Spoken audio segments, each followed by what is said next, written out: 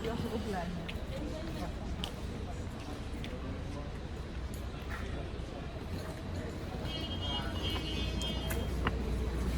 Skull Hill. And this is a picture of Skull Hill taken in 1901.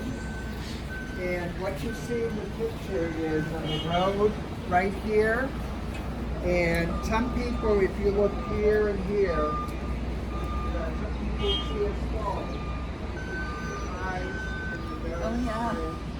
yeah. And some people thought that this was a place where there was a skull.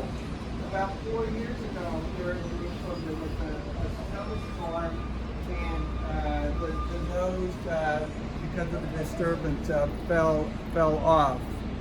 But this is what it looked like in 1901. Let me put it right here. So where we're at, down that way, about 200 yards, is the city wall. And like I was saying earlier, that would be the city wall that was here at the time of Jesus, underneath the ground. Over there, Damascus Gate, and about 300 feet from the wall is the Church of the Holy Sepulchre. And the Church of the Holy Sepulchre was built in around 400 AD. And for centuries, it was the place that Christians would go when they come to visit the Holy Land to celebrate the death, burial, and resurrection of Jesus Christ. In the 1800s, however, there were some people that had doubts whether that was the actual location. And so they started looking for if there was another possible location. But one of the things that the reason there would have to be at least 4 things that would designate the actual site where Jesus was crucified and buried. In the book of Hebrews, in the Bible, it tells us that Jesus suffered outside of the gate or outside of the wall. And so in order to fit the scriptures, where Jesus was crucified would have to be outside of the city wall. So we know that since the city wall was there, that this location is in fact outside the city wall. So it would fit that criteria. And so the people in 1800s were thinking, well, the Church of the Holy Sepulchre, which is in the Christian quarter, you know, how can it have fit that criteria in terms of being outside of the city wall? Well, however, recently archaeologists have done digs and studies, and they determined that in fact the Church of the Holy Sepulchre is outside the city wall. So both locations fit that criteria. Another criteria that would have to be fulfilled to be the actual place was the idea that when the Romans crucified as a means of execution, they always crucified along a main road. And in the days of Jesus, we have the Damascus Gate here.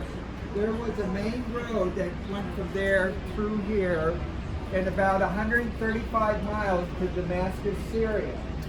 And so that would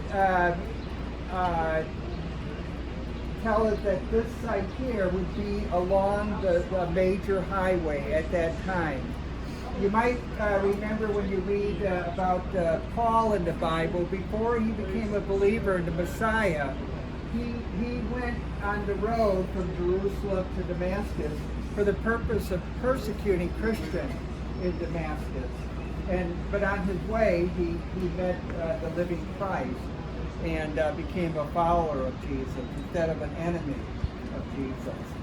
So this is where the point is that where the Romans would crucify someone is along a major road, and this would be where a major road was. Now, another reason why this could be the place of where Christ was crucified was that this was the place where Jews would execute criminals. Here. Now, the Jews, if they executed a criminal, would do it differently than the Romans. What they would do is they would bring him to the top of this cliff and push them down. And they'd come down, and if they weren't dead, there would be people there to stone them to death, so that it would be a quick death. Do you remember when Jesus of Nazareth was, his custom was to go to the synagogue every Sabbath, and he would read the scriptures in the synagogue.